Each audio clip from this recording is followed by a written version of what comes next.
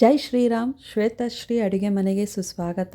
ನಾನಿವತ್ತು veg Kurma recipe ಬಗ್ಗೆ ತಿಳಿಸ್ಕೊಡ್ತಾ ಇದ್ದೀನಿ. ಮೊದಲಿಗೆ ರುಬ್ಕೊಳ್ಳೋದಕ್ಕೆ 2 ಹಸಿಮೆಣ್ಸಿಕಾಯಿ, ಸ್ವಲ್ಪ ಕಾಯಿ ತುರಿ, ಸ್ವಲ್ಪ ಕೊತ್ತಂಬರಿ, ಒಂದು 5-6 ಎಸಳು ಬೆಳ್ಳುಳ್ಳಿ, ಒಂದು 5 ಗೋಡಂಬಿ, 1 ಸ್ಪೂನ್ ಗಸಗಸೆ, 1 ಇಂಚ್ ಶುಂಠಿ ಇಷ್ಟನ್ನು ರುಬ್ಕೋಬೇಕು. ನಂತರ ಬೇಕಾಗಿರೋ ತರಕಾರಿಗಳು ಕ್ಯಾಪ್ಸಿಕಮ್, ಕ್ಯಾರೆಟು, ಗೆಡ್ಡೆಕೋಸು, ಹುಳ್ಳಿಕಾಯಿ, ಟೊಮೊಟೊ ಮತ್ತು ಸ್ವಲ್ಪ ಕರಿಬೇವಿನ ಸೊಪ್ಪು. ಈಗ ನಾವು ಮಸಾಲೆ ಪದಾರ್ಥನ ನುಣ್ಣಗೆ ಪೇಸ್ಟ್ ಮಾಡ್ಕೋಬೇಕು. ಈ ಥರ ನುಣ್ಣಗೆ ಪೇಸ್ಟ್ ಮಾಡಿಕೊಂಡು ನಂತರ ಸ್ಟವ್ ಹಚ್ಚಿ ಕುಕ್ಕರ್ ಇಡೋಣ. ಒಗ್ಗರಣೆಗೆ ಒಂದು 4 ಟೇಬಲ್ ಸ್ಪೂನಷ್ಟು ಆಯಿಲ್ ಹಾಕ್ಕೊಳ್ಳೋಣ.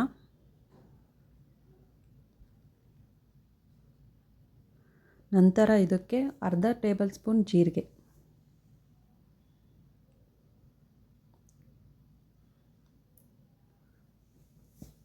ಇದು ಸ್ವಲ್ಪ ಫ್ರೈ ಆದಮೇಲೆ ನಾವು ಹಚ್ಚಿಟ್ಕೊಂಡಿರೋ ತರಕಾರಿಗಳನ್ನೆಲ್ಲ ಹಾಕ್ಕೊಳ್ಳೋಣ.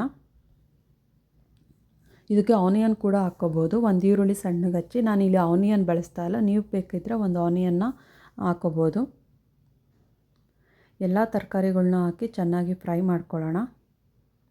ಇದಕ್ಕೆ ನೆನೆಸಿಟ್ಟಿರೋ ಕಾಳುಗಳಾಗಿರ್ಬೋದು, ಬಟಾಣಿ, ಆಲೂಗೆಡ್ಡೆ, ಇನ್ನೂ ಏನೇನು ವೆರೈಟಿ ತರಕಾರಿ ಇದೆ ಅದನ್ನು ಕೂಡ ಹಾಕ್ಕೋಬೋದು. ನಾನು ನಮ್ಮ ಮನೇಲಿ ಏನಿದೆಯೋ ಆ ಥರ ತರಕಾರಿಗಳನ್ನ ಹಾಕಿ ಮಾಡ್ತಾಯಿದ್ದೀನಿ.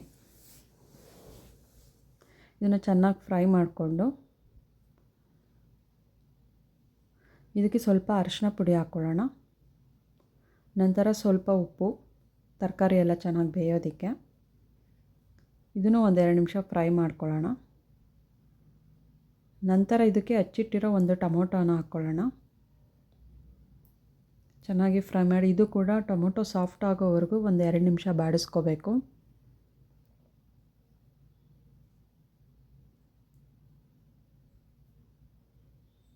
ನಂತರ ಇದಕ್ಕೆ 3/4 ಟೇಬಲ್ ಸ್ಪೂನಷ್ಟು ಧನಿಯಾ ಪುಡಿ, 1/4 ಸ್ಪೂನಷ್ಟು ಗರಂ ಮಸಾಲ ಇಲ್ಲ ಅನ್ನೋರು ಮಸಾಲೆ ಪದಾರ್ಥ ಜೊತೆಗೆ 2 ಚಕ್ಕೆ 2 ಲವಂಗನ ಹಾಕಿ ಪೇಸ್ಟ್ ಮಾಡಿಕೊಡಿ. ಇರೋರು ಗರಂ ಮಸಾಲಾನ ಬಳಸಿ. ನಂತರ ಇದಕ್ಕೆ ರುಬ್ಬಿಟ್ಕೊಂಡಿರೋ ಅಂಥ ಮಸಾಲೆನ ಹಾಕ್ಕೊಳ್ಳೋಣ. ಇದು ಕೂಡ ಎಣ್ಣೆ ಬಿಡೋವರೆಗೂ ಫ್ರೈ ಮಾಡ್ಕೋಬೇಕು.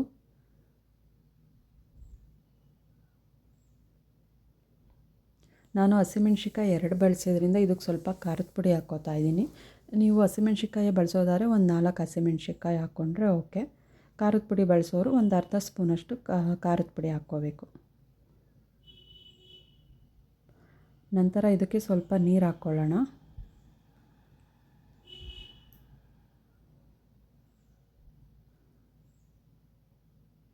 ಈಗ ಇದನ್ನು ಕುದಿ ಬರೋವರೆಗೂ ಬಿಟ್ಟು,